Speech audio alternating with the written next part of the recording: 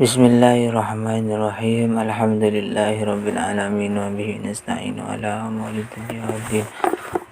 Wassalatu wassalamu ala asyrofil anbiya wal mursalin sayyidina Muhammadin wa ala alihi washabihi ajma'in, amma ba'du.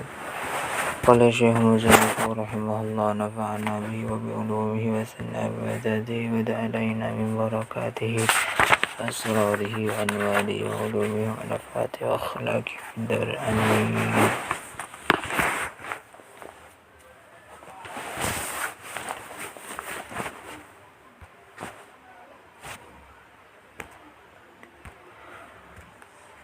Man laqiyani wa huwa yuhibbuni adkhaltuhu jannati.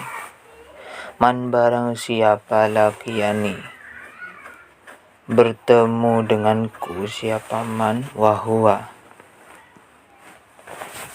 adapun dia, yuhibbuni, dalam keadaan cinta kepadaku, adkhaltuhu, maka akan memasukkan aku kepadanya, jannati, kepada surgaku.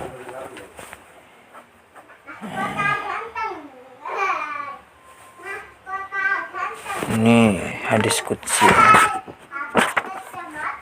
Waman, dan barang siapa laqiyani,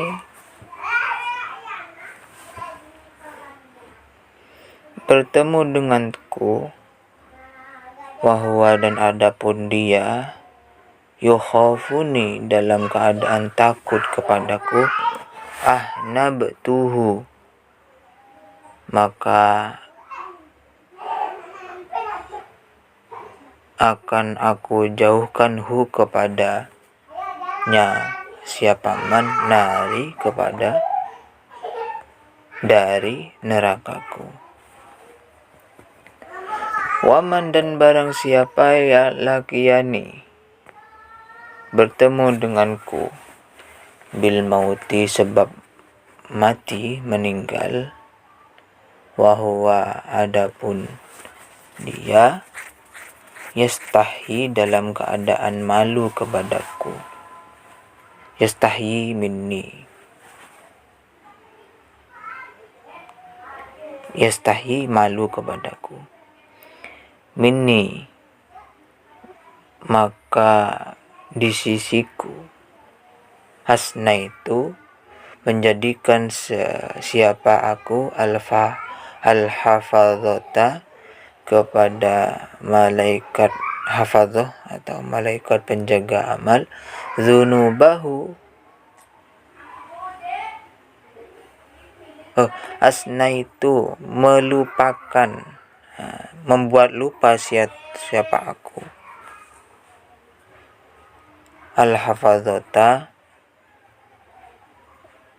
siapa malaikat hafadhah penjaga amal, dzunubahu, akan dosa-dosanya, siapa man. Jadi dari hadis ini, hadis qudsi, kita belajar yang pertama, barang siapa nanti kita meninggal,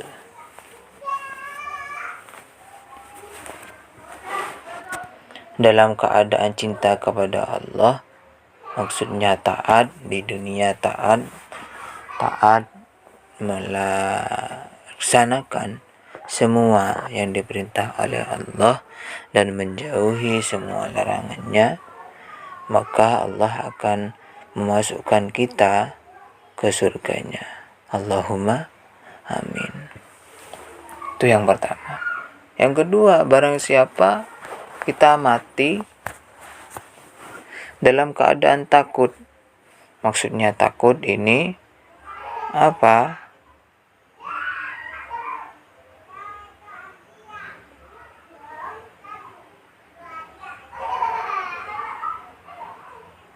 Akan siksa dan azab dari Allah Subhanahu wa taala.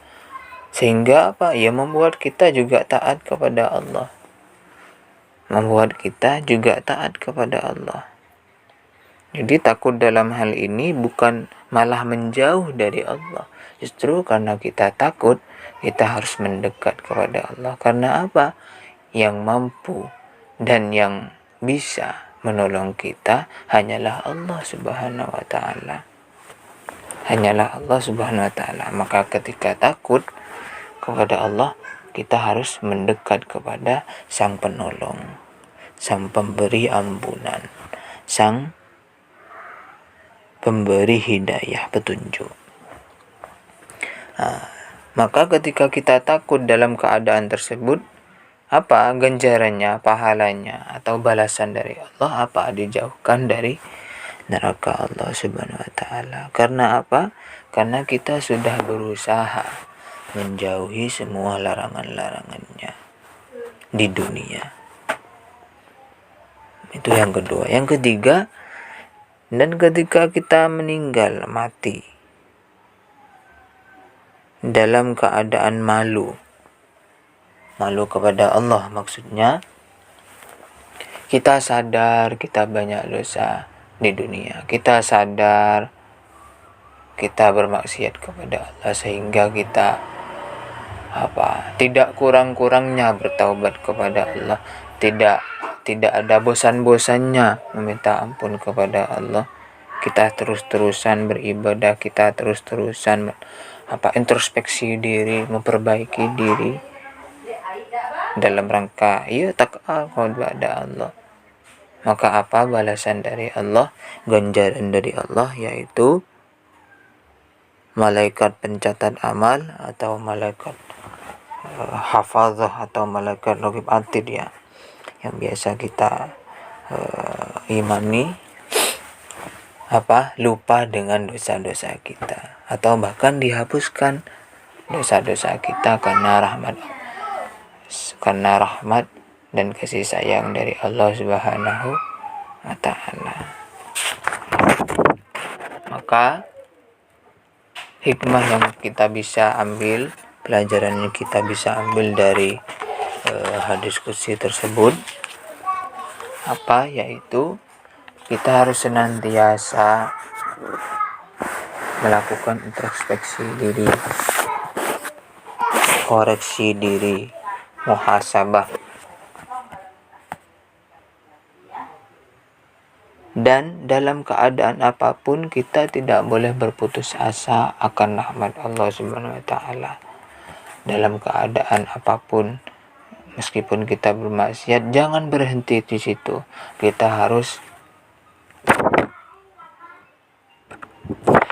harus berupaya menghentikan kemaksiatan tersebut, menghentikan dosa tersebut, agar kita tidak mengulanginya kembali, apalagi terbiasa dengan hal tersebut. Dan ketika kita sudah terbiasa dengan tersebut, harapan kita adalah mengistiqomahkannya terus-menerus dalam jalan ketakwaan kepada Allah Subhanahu wa taala. Wallahu a'lam bishawab. Al-Fatihah.